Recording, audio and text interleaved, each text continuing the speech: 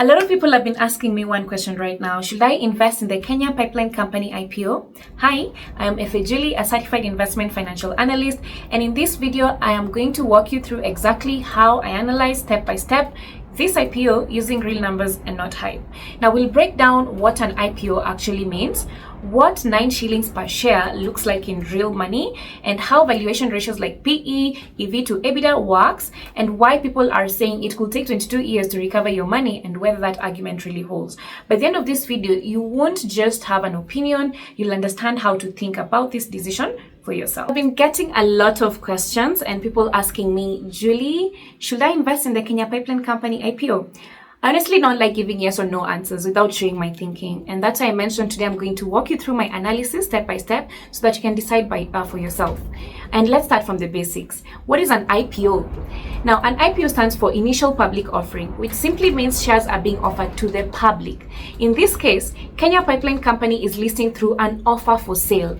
That means the government of Kenya is selling part of its ownership to the public. So when you invest, you're not funding a startup, you're becoming a part owner of an existing business. The IPO price is 9 shillings per share, so let's make that tangible. If you buy 10,000 shares, you'll invest 9,000 shillings. If you buy 10,000 shares, that is 90,000 shillings. I haven't put in the broker fee. Before asking whether 9 shillings is cheap or expensive, we need to understand what kind of business this is.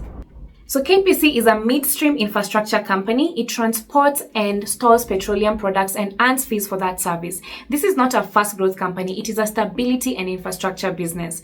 And this brings me to an important concept called a moat. Now, a moat is a company's long-term competitive advantage, which protects its profits from competitors. The term is popularized by Warren Buffett, who says great businesses are like castles surrounded by moats. Now, in KPC's case, the moat comes from extremely expensive pipeline infrastructure, regulation, and national strategic importance.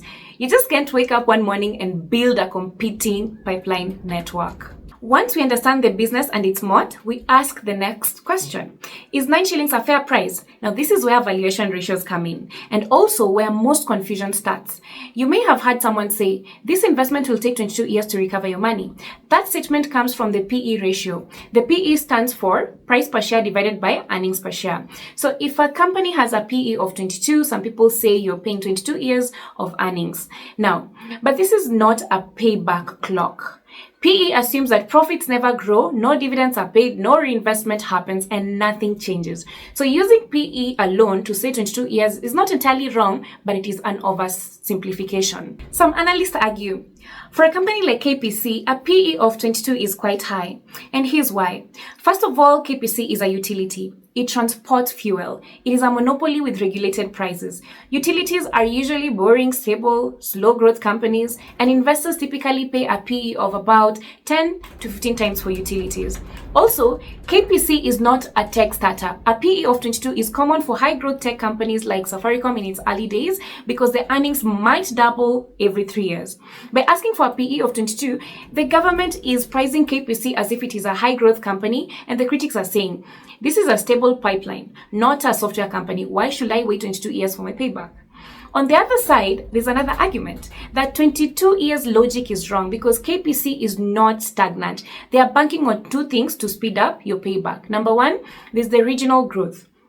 KPC isn't just serving Kenya, it is the gateway to Uganda, Rwanda, and DRC. So if fuel demand in those countries grows, KPC volumes throughout increases, earnings go up, and that 22 years shrink to perhaps maybe 10 to 12 years. Then there's the fiber optic revenue. KPC is listing its fiber optic cable running along the pipeline to ISPs.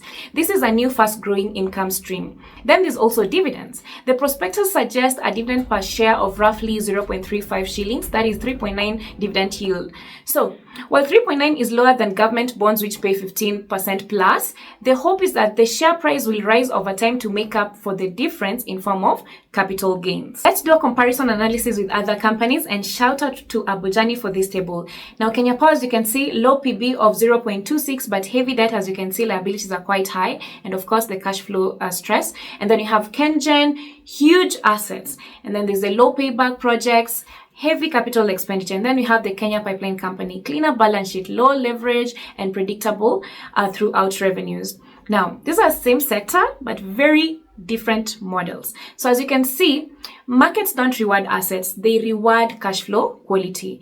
Now, let's introduce another ratio called the EV to EBITDA ratio. EV stands for enterprise value and answers what does it cost to buy the entire business. That includes the shares, debt, and cash. So EBITDA tells us how strong the operating engine is before financing and other accounting effects. So putting it together, we have the EV to EBITDA ratio and ask a better question. How expensive is this business relative to the cash that it generates? So as per the prospectus, the implied EV to EBITDA ratio is about 8.1 times. So you're paying about 8 years of operating cash flow and not 22. And that is why analysts do not rely on one ratio alone. Let's borrow a Kenyan lesson from Safaricom. Safaricom's IPO launched with massive hype, oversubscribed by 360%, but the aftermath was painful. It took 5 years for Safaricom to truly take off. For the first few years, it was considered a failure by the public, but the investors who benefited were those who were patient. As you can see, IPOs reward discipline and patience and not excitement. So should you invest? If you want a long-term infrastructure style holding, stable, moderate returns, and you're also okay with patience, then investing can make sense. Remember, if you buy, you're betting that KPC will grow its profits significantly in the next 5 years.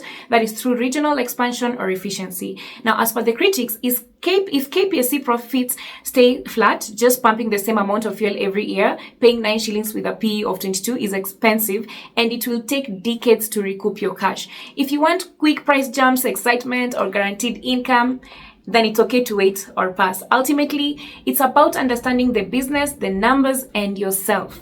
Once you understand how to think, then the noise disappears. So just to be clear, everything I've shared here is my own analysis and opinion based on publicly available information and my professional judgment as an investment analyst.